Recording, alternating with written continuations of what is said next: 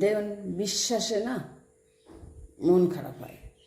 এক সময় খুব বিশ্বাস করতাম, ভাবতাম তুমি হয়তো অন্যদের মতো নও, তুমি একটু আলাদা, তুমি আমার। কিন্তু সময়ের সঙ্গে সঙ্গে দেখলাম বিশ্বাস একদিন ক্লান্ত হয়, যখন মানুষ মুখে এক কথা বলে কিন্তু কাজে তার ছাঁও থাকে না। আমি তোমায় নিয়ে স্বপ্ন দেখেছিলাম, তুমি আমাকে নিয়ে চুপচাপ থেকেছিলে না, নিশ্চুপ হয়ে থেকেছিলে। আর ঠিক সেইখানেই বিশ্বাসে মন খারাপ শুরু হয়ে গেছিল।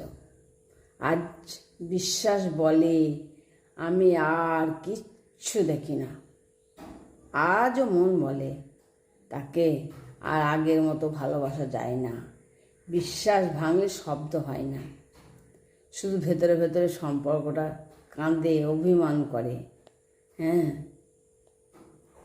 না খেয়ে থাকার নির্মম গল্প আছে, কিন্তু বোকা কান্নায় নির্ঘুম রাত পার করে দেওয়ার মতো নিদারুণ কিছু মুহূর্ত কম বেশি আমাদের সারা জীবনে সবারই আছে।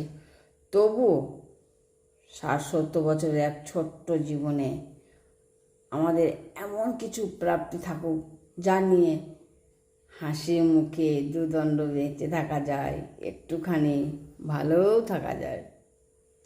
রাতে বিছানায় শুয়ে শুয়ে নিজের জীবনের কথাগুলো ভাবি আর নিজের চোখের জল ফেলি।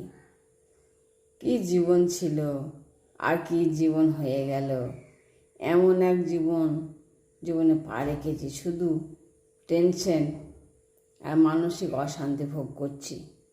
আমি তোমার ছায়া ছুঁয়ে বাঁচি, তবু হাত বাড়াই না, মনে হয় ভুলে গেছি। অথচ প্রতিটা বিশ্বাসে তোমার স্মৃতি গেঁথে থাকে, তোমার অনুপস্থিতিতে না যেন তোমার স্পর্শ, তুমি নেই, তবু প্রতিটা মুহূর্তে তুমি আছো।